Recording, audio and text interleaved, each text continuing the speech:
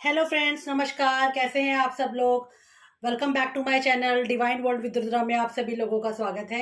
आज हम यहाँ पर आप सभी लोगों के लिए लेके आए हैं वृश्चिक राशि जुलाई 2022 का मासिक वार्षिक फल।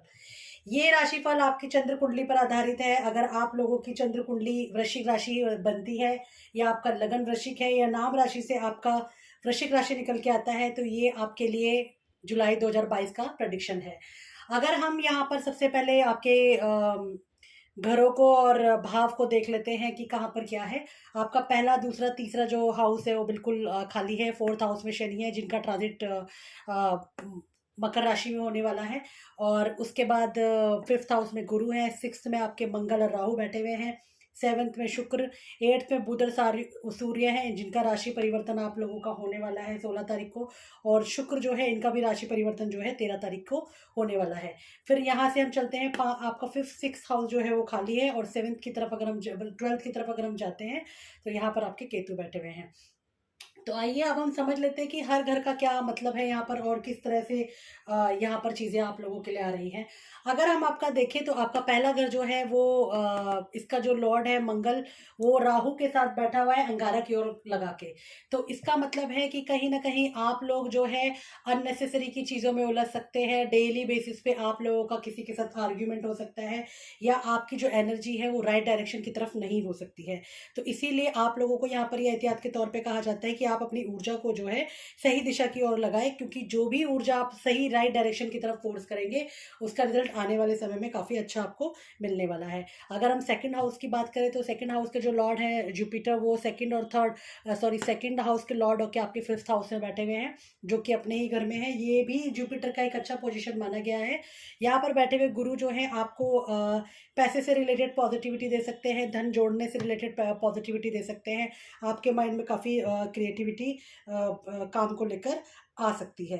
तो ये है आपका सेकंड हाउस। थर्ड हाउस के जो लॉर्ड हैं वो है शनि। थर्ड हर फोर्थ दोनों हाउस के लॉर्ड जो है शनि हो जाते हैं। तो शनि जो है यहाँ पर आपके फोर्थ हाउस में बैठे हुए हैं जो कि 12 तारीख को अपनी राशि परिवर्तन करके थर्ड हाउस की तरफ चले जाएंगे। जो कि यहाँ पर बैठे हुए शनि की पोजीशन इतनी स्ट्रांग नहीं मानी गई है, पर फिर भी आपको किसी तरीके का प्रॉपर्टी से रिलेटेड या किसी तरह का काम से रिलेटेड चीज़ों को ये करवा सकते हैं, स्पेशली किसी बिजनेस से रिलेटेड और आपकी भूमि की खरीद फरोख्त से रिलेटेड कुछ आपका ये कुछ डील करवा सकते हैं। उसके बाद जब ये यहाँ पे चले जाएंगे तो यहाँ पर बैठ के आपके पराक्रम को ये बढ़ाने में मदद करेंगे, आपको हिम्मत देंगे। और यहाँ पर ये आप लोगों के लिए अगले 6 महीने तक रहने वाले हैं। अगर हम यहाँ पे फिफ्थ हाउस की तरफ चलते हैं, जुपिटर की तरफ, ये तो हम डिस्कस कर चुके हैं ऑलरेडी। लेकिन यहाँ पर आपको बच्चों से अच्छे रिजल्ट मिलने वाले हैं। एजुकेशन के सेक्टर में अगर आप कुछ देख रहे हैं तो पढ़ाई से रिलेटेड भी बहुत अच्छी पॉजिटिविटी मुझे आती हुई दिख रही है। सिक्स्थ हाउस जिसमें मंगल और राहु बैठे हुए हैं, ये कहीं ना कहीं हमारे हेल्थ का घर भी हो जाता है। तो यहाँ पर बैठा हुआ जो मंगल राहु है, तो राहु कारक होता है वायरल चीज़ों के लिए। तो वायरल बुखार की समस्या आपको हो सकती है, थोड़ा सा खांसी जुकाम आप फील कर सकते हैं। तो इसके लिए आप अपना ध्यान रखें, थोड़ा ट्रीटमेंट वगैरह कराएं और लोगों से बेवजह ना उलझें। सेवंथ भाव में शुक्र बैठा हुआ है, बिल्कुल आपका जो प्यार का घर है बिल्कुल सामंजस्य बना के रखेंगे, बहुत अच्छा चलेगा। प्यार, लव, ये लव का घर है, शादी का घर है। तो आपकी पार्टनरशिप, प्यार, मोहब्बत बहुत अच्छी चलने वाली है। पर्सनल लाइफ, शादीशुदा लाइफ आपकी अच्छी रहने वाली है। आपको अपने पार्टनर से सपोर्ट मिलेगा। तो ओवरऑल आपका लव रिलेशनशिप और प्यार का रिलेशनशिप मुझे बहुत अच्छा दिखाई दे रहा है। अगर अब हम बात करते हैं आपकी एट्थ हाउस की, तो जो आपका एट्थ हाउस है, यहाँ का जो लॉर्ड है ये बुध अपने ही घर में बैठे हुए हैं और इनके साथ में सूर्य आ जाते हैं। यहाँ पर बुध और सूर्य जो है ये 15 तारीख तक रहने वाले हैं।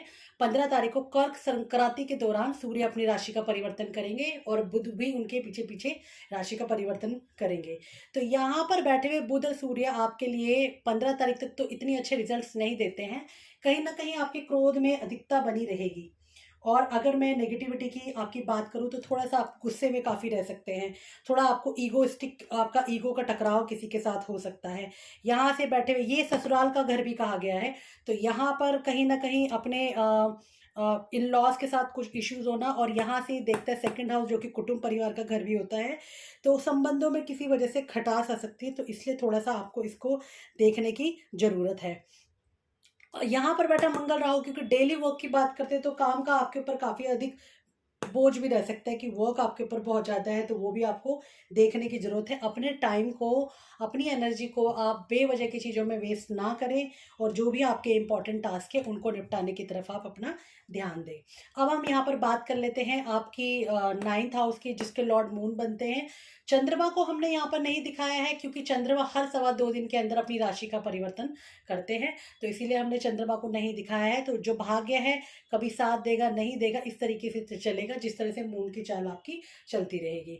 अगर हम आपके 10वें भाव में आ जाते हैं, तो 10वें भाव के जो लॉर्ड हैं वो बुध और सूर्य के साथ अभी अष्टम में बैठे हुए हैं, लेकिन 15 तारीख के बाद भाग्य आपके सपोर्ट में आना शुरू हो जाएगा, काम आपके सपोर्ट में आना शुरू हो जाएगा। 15 तारीख के बाद मुझे आपके बिजनेस में, पब्लिक रिलेशनशिप में बहुत अच्छा मतलब पॉजिटिविटी आती हुई दिख रही है, और गवर्नमेंट जॉब से रिलेटेड भी अगर आप कुछ देख रहे हैं तो वहाँ से भी इस महीने यहाँ पर आपको पॉजिटिविटी आती हुई दिख रही है। ठीक है, अगर हम यहाँ से आपके 11वें घर में चलते हैं, जो कि हमारी इच्छा पूर्ति का हाउसेस होता है, विशेष का हाउस होता है, तो इनके जो लॉर्ड हैं बुध, वो यहाँ पर बैठे हैं, जो कि अपनी राशि परिवर्तन कर लेंगे 15 तारीख के बाद।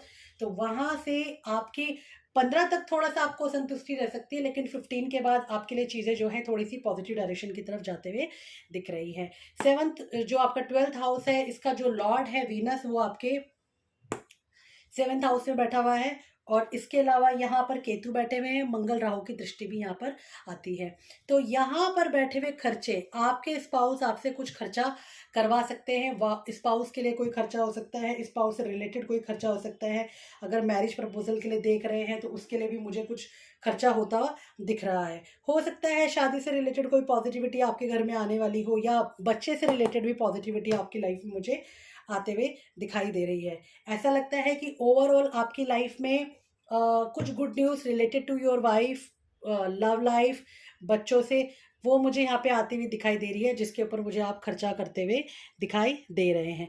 ओवरऑल अगर मैं आपके चार्ट की बात करूँ, तो आपके लग्नेश जो है वो मंगल है, राहु के साथ बैठे हैं, तो यहाँ पर आपके लिए एक ये ज़रूर आ जाता है कि आपको रेगुलर हनुमान चालीसा करना चाहिए, और प्रत्येक मंगलवार शनिवार को आपको सुंदरकांड का पाठ करना चाहिए।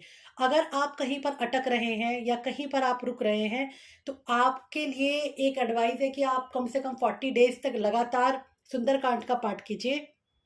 आपको अपनी लाइफ में काफ़ी परिवर्तन आता हुआ दिखाई देगा, काफ़ी चेंजेस आते हुए दिखाई देंगे, और यहाँ पर आपको कहीं न कहीं वृश्चिक राशि वालों, अगर आप ये करते हैं तो आपके लिए काफ़ी पॉजिटिविटी सुंदरकांड और हनुमान चालीसा से मुझे आती हुई दिखाई दे रही है।